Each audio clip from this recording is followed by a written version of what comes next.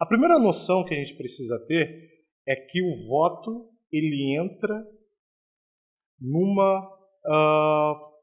campo que diz respeito à justiça. A justiça. E por que diz respeito à justiça? Porque o voto, nós estamos contribuindo, digamos assim, para o bem comum, dando algo para o bem comum.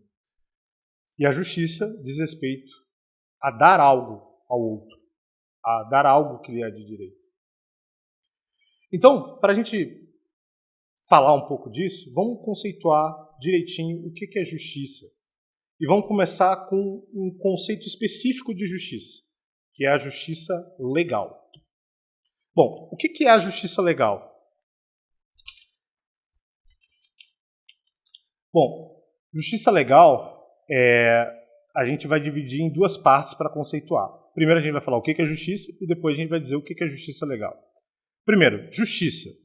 A definição clássica de justiça é a virtude firme e perpétua de dar a cada um o que é seu. Isso significa justiça. Então, a justiça ela é uma virtude que se alcança depois de você ter conquistado muitas. Por quê? Porque a justiça, você tem uma vontade de dar ao outro o que é seu.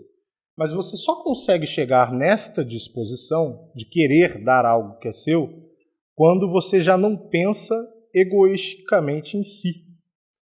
Então, a virtude da justiça, ela pressupõe que você já tenha muita virtude carregada. Né? E é importante a gente saber que o voto ele se relaciona com a justiça. Porque a justiça, porque o voto ele acaba sendo um ato de virtude.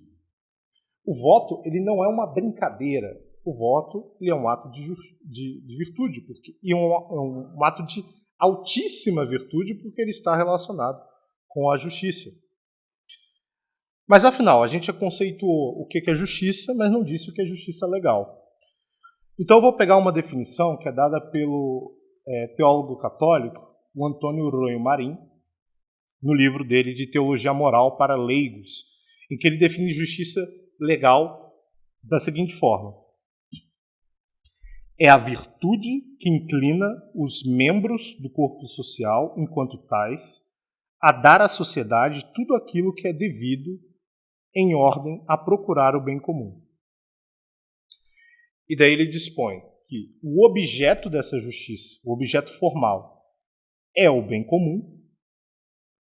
O objeto material são os atos exteriores, ou seja, as ações que as pessoas fazem para alcançar esse bem comum.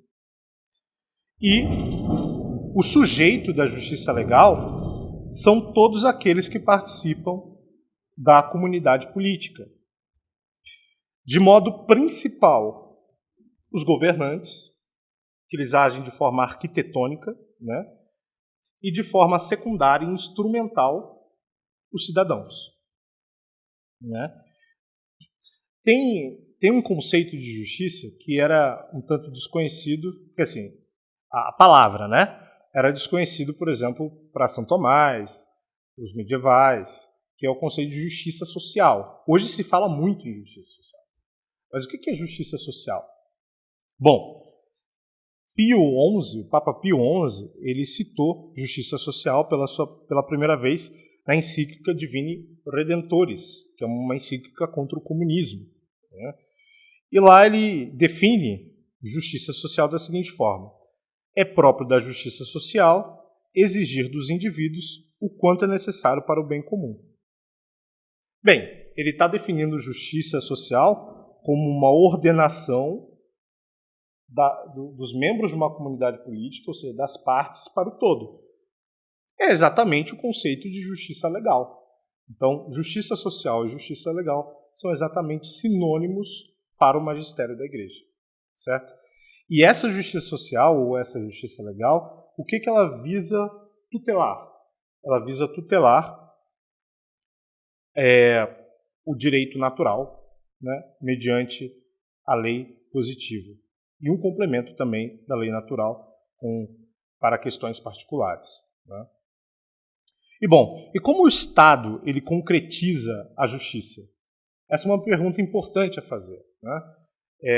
Quais são os meios que o Estado se dispõe para concretizar a justiça? Bom, o Estado ele concretiza a justiça mediante a política. E o que é a política? Muitas pessoas, assim, só de ouvir falar de política já se sentem, já recusam, já têm uma atitude negativa, né? Dada a lama que a política se encontra hoje. Mas política nada mais é, e essa é a definição do padre Edmundo Dreher, né, desse livrinho aqui, justiça é a ciência e a arte de promover o bem comum.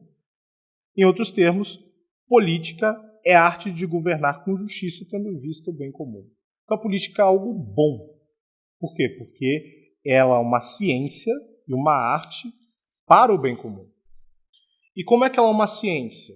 Ela é uma ciência porque ela estuda os meios para alcançar o bem comum. Mas ela é uma arte também porque ela vê como empregar esses meios para o bem comum. Então, a política, para concretizar a justiça, ela precisa de uma pessoa que seja sábia, uma pessoa que seja virtuosa, justa e habilidosa de alguma forma. Né? E o Estado, né, ele pode pecar, né, contra a ação política. E como é que ele peca contra a ação política? Quando ele não tem vistas o bem comum, quando ele exerce as suas ações não tendo vistas o bem comum. Né? Então, ele pode fazer isso de modo positivo, quando ele emprega os meios errados para atingir o fim do Estado, e ele pode fazer isso de forma negativa, quando ele não escolhe os meios que ele conhecia, que eram hábeis a levar ele ao seu devido fim. Né? Então, o pecado contra a justiça, contra a política, ela vai ser principalmente um pecado contra a virtude da prudência. Certo? Por quê? Porque prudência, ou imprudente, melhor falando, é aquele que escolhe mal. Né? Ou também por negligência. Né? Ele escolhe mal ou porque ele não sabia o que devia saber, a gente chama muito, né, de negligência, imperícia, todas essas características, elas são atentados contra a virtude da prudência. Esse é basicamente o papel do Estado. O papel do Estado é concretizar a justiça na sociedade. A gente falou do Estado, certo? Agora a gente tem que falar de um outro agente que é igualmente importante, mais importante, aliás, do que o Estado, que é a Igreja. Né? O Estado, ele, como a Igreja, é uma sociedade perfeita.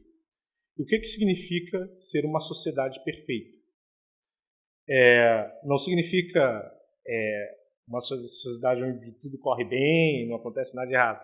Sociedade perfeita, no sentido que a gente está falando aqui, é uma sociedade que consegue ter os meios para alcançar os seus fins. Então a Igreja possui esses meios. A Igreja foi dotada por nosso Senhor Jesus Cristo para ter os meios para alcançar os seus fins. Certo? E a Igreja, ela tutela um bem acima e mais perfeito do que o Estado. A Igreja ela tutela o bem o quê? Sobrenatural. O Estado ele tutela o bem temporal. Né? E a Igreja ela também possui uma política que a gente chama de eclesiástica, para alcançar esse fim sobrenatural que ela almeja. E qual é esse fim sobrenatural? O primeiro deles é promover a glória de Deus entre os homens. Né? E, em segundo lugar, ela guia os homens, mediante leis eclesiásticas, para a consecução da vida eterna. Então, ela faz isso por meio do seu culto público, que é a missa, e também pela dispensação dos sacramentos.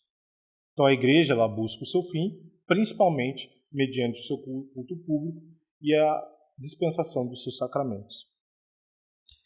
E a igreja, ela é também uma sociedade soberana, né? A gente falou que a igreja é uma sociedade perfeita.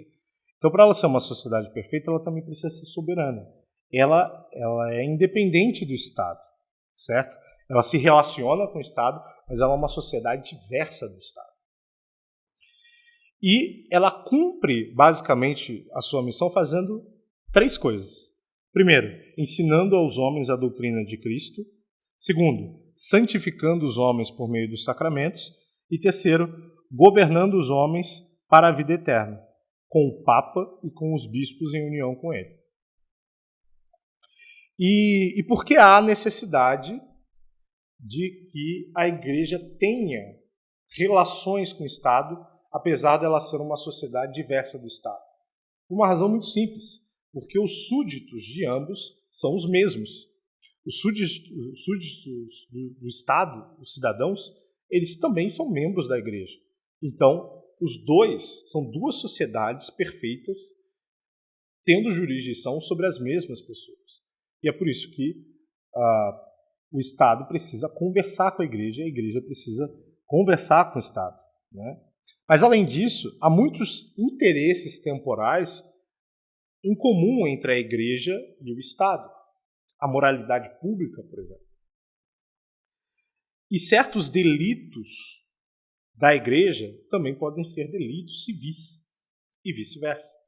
Então, por essas 3 razões também, há uma conversa entre igreja e Estado.